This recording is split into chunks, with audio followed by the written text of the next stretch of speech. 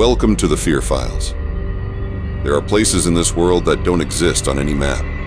Places that refuse to be found until it's too late. Tonight I bring you a terrifying tale of 4 friends who set out on a weekend getaway, only to stumble upon something far beyond their understanding. A forgotten cabin hidden deep in the woods. A place untouched by time. A place that never should have been disturbed. What started as an innocent retreat quickly turned into a nightmare. A horrifying descent into something they could not escape. Because once you enter, the cabin never lets you leave. So sit back, turn off the lights, and prepare yourself for the forgotten cabin. But remember, if you ever find a place no one else has heard of, don't go inside. Jake had always loved adventure. Haunted places, abandoned buildings, eerie legends. He lived for the thrill. So when his childhood friend Eric invited him on a weekend retreat to a remote mountain cabin, he was intrigued. "You will not believe how cheap this place was," Eric said over the phone.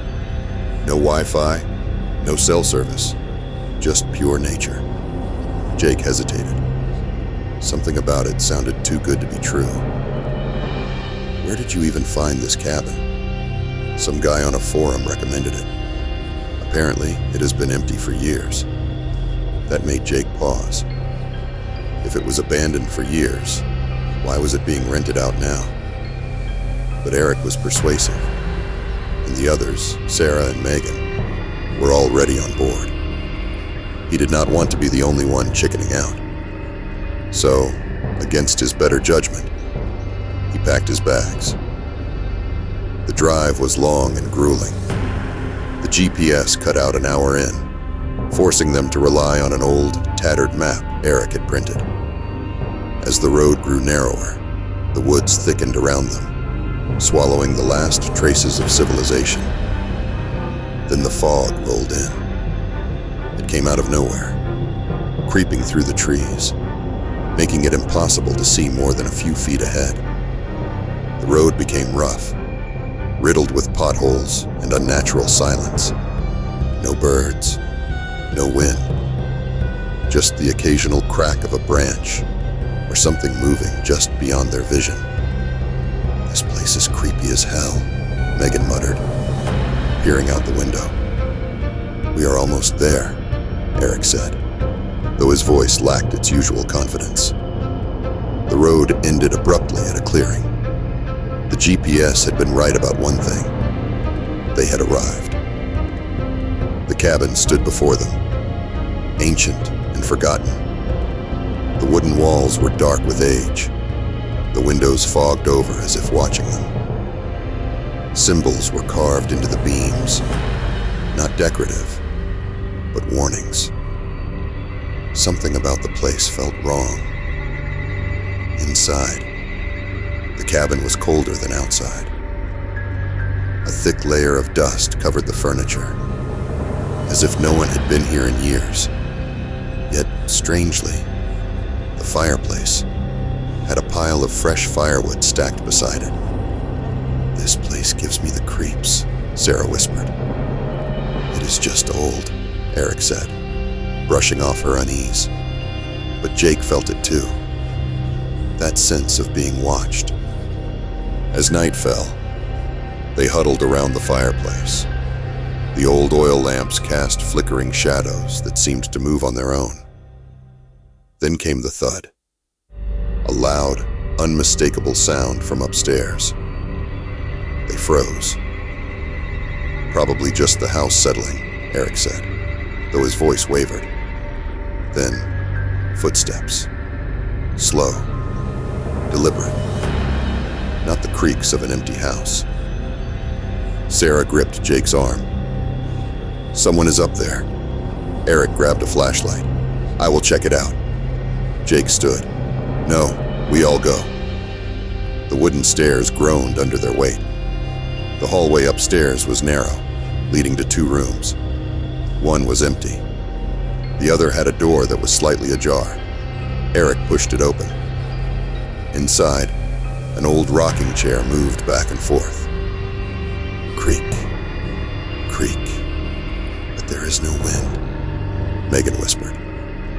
Then, Jake's flashlight flickered and died, and in the silence, something whispered right next to his ear. You should not have come. They barely slept that night. The air felt thick, pressing down on their chests. At some point, Sarah jolted awake with a sharp gasp. I heard something outside. Jake sat up, heart pounding. Eric peered through the window. Oh, hell no. In the moonlight, shadows shifted between the trees. Tall, thin figures, watching. Then, a face appeared at the window.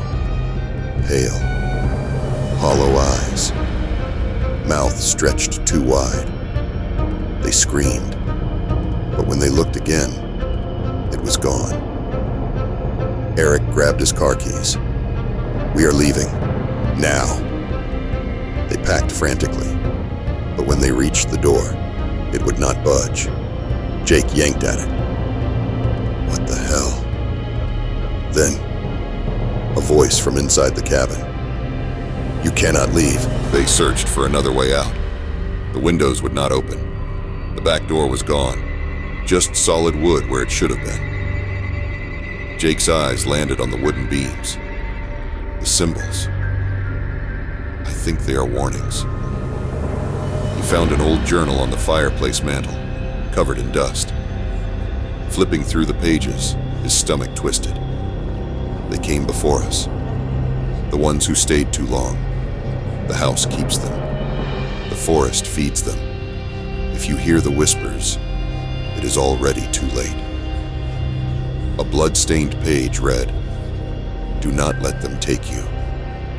Then, scratching at the walls, a voice whispered, Join us. The oil lamps flickered violently.